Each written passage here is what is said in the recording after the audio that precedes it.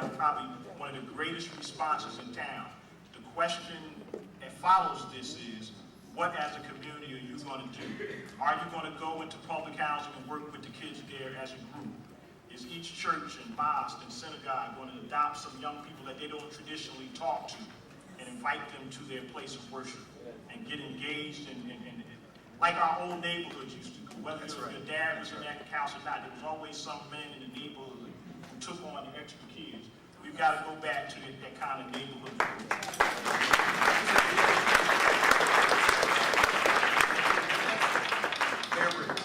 Yes, I agree with everything that Mayor Smith said. You know, he's part of he is our chairman of New Jersey Urban Mayors Association, and we get a lot of great information from him. I'll tell you, he mentioned the Shot Spotter program, and I think since we have a panelist here, we should hear from him, Jack, who is the director with Shot Spotter. Can we hear from him, Jack? Sure, thank you, Mayor. Shot Spotter systems have been deployed in over 50 cities around the country, pioneered by East Orange here in New Jersey, and Irvington also has a system, and a number of others as well. That's better. Okay, thank you.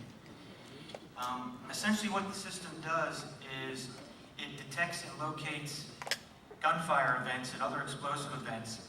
Pretty much anything that goes bang, we're going to detect. What we do is we filter out noises like construction noises and backfires and other noises that you're not interested in, and provide the police officers that are responding to these events the exact location. And we're accurate down to a few feet. We can tell you if it's gunplay out in the street, if it's in the front yard, the backyard. All this information comes into the 911 communications center within just a few seconds. And we also have software that goes right into the squad car so that responding police officers can tactically know what's actually taking place out in the field. What I mean by that is the audio that comes in a few seconds later provides information to police officers that they would never get with a 911 call. We can tell the number of shots that are being fired, whether it's multiple weapons, the number of shooters, the types of weapons that are being fired, speed and direction if it's a drive-by type shooting event, just powerful intelligence that, again, police officers typically do not get. One of the interesting facts that's happening out around the country that I've seen is only about 1 or 2 out of every 5 or 6 gunshot events even gets called in via 911 anymore. Folks in the neighborhoods are afraid to call in. Intimidation, retaliation, things like that.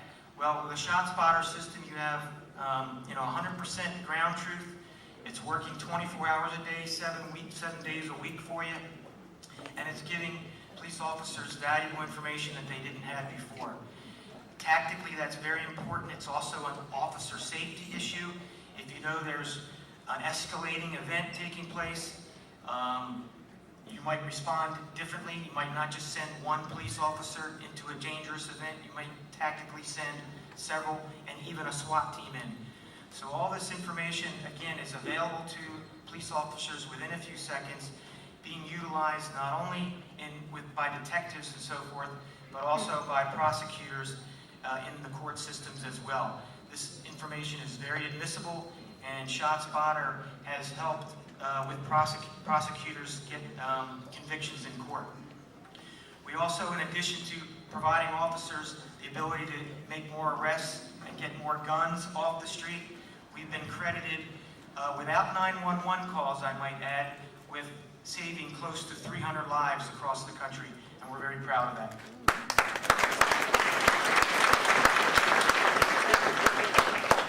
So very much, Jack, I was very impressed with the demonstration that you gave in the city of Plainfield recently. We had members of our police division, our police director, Director Helwig, who's here with us today, and many others who came out to view your demonstration. And what's so wonderful about your program is the fact that, I think you may have mentioned, that if and when there is a shot fired, that your cameras, your apparatus can identify and give a street address immediately, within seconds, and get that information right to the police division, which is phenomenal. We're going to try and get that here right in the city of Plainfield. Let me just step in for a quick moment to give an acknowledgement. Whenever we do this kind of broadcasting, it is always extremely critical that there be sponsorship, because ultimately the costs have to be underwritten. we want to say our appreciation is in order tonight for Investor Savings Bank, banking in your best interest. Put your hands together. Great.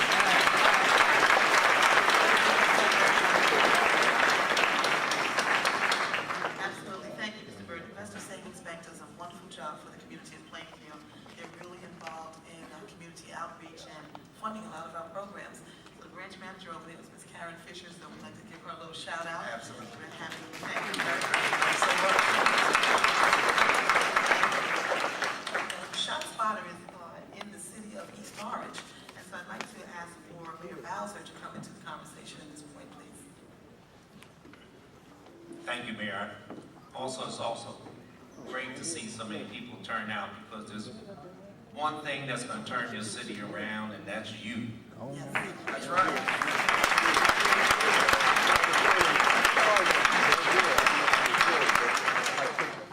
Now we have a lot of people up here, a lot of people in the audience going to be in the second panel. They're very smart people. But in order to make this work, is you have to participate. It's never too late to participate. That's right, absolutely. I sound like Jesse Jackson, right? Keep hope alive.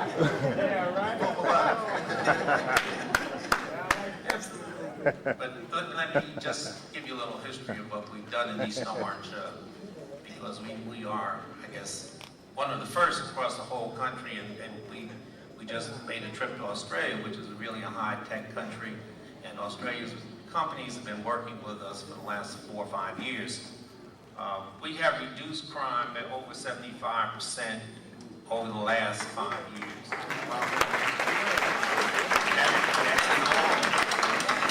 That's in all categories. And the one thing that is important about that is people in our city, I feel, are safe.